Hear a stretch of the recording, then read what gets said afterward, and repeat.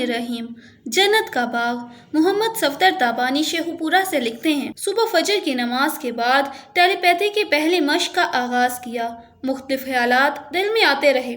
फिर देखा कि एक दरिया है जिसका पानी ठाठे मार रहा है।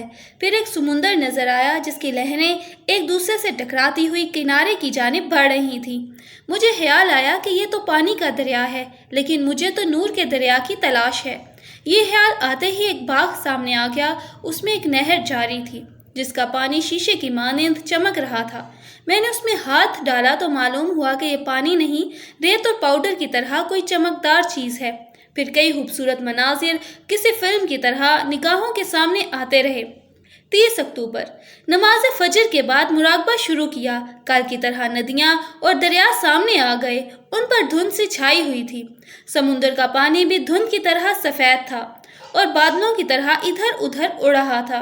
समा बहुत सुहाना था। मैंने उस समुंदर में गोता लगाने की कोशिश की, लेकिन कामयाब नहीं हो सका।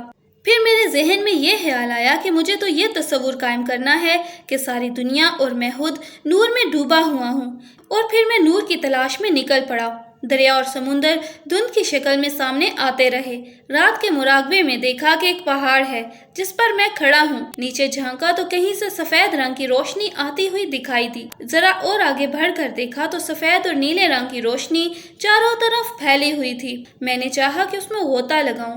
करीब जाकर देखा तो मालूम हुआ कि ये तो उबलते हुए पानी का चश्मा है। वहाँ मैं एक ऐसी वादी में पहुँच गया जिसके मकानात स्याह और सुनहरे पत्थरों से बने हुए थे। ये मकानात बहुत ऊंचे थे और चांद की रोशनी कुछ ऐसा समा पैदा कर रही थी कि मुझे परिस्तान का गुमान होने लगा। फिर मैंने एक दरवाजा खोला तो देखा कि एक नहर है जिसमें पानी की बजाय नूर ही नूर है।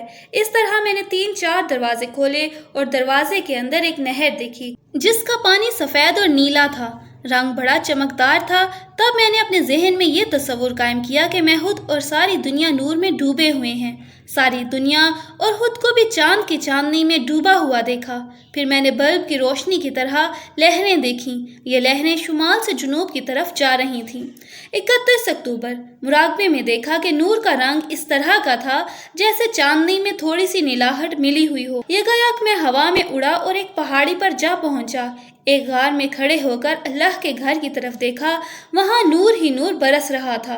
मैं उस गार में से निकलकर एक पत्थर पर जा बैठा। वो पत्थर मुझे लेकर ऊपर उठा और देखते ही देखते आसमानों के अंदर से होता हुआ किसी ऐसे मुकाम पर पहुंच गया जहाँ सफेद दीवारों पर स्याह रंग के हाशिए बने हुए थे। उन स्याह हाशियों में नियन साइन की तरह कोई इबारत लिखी हुई थी।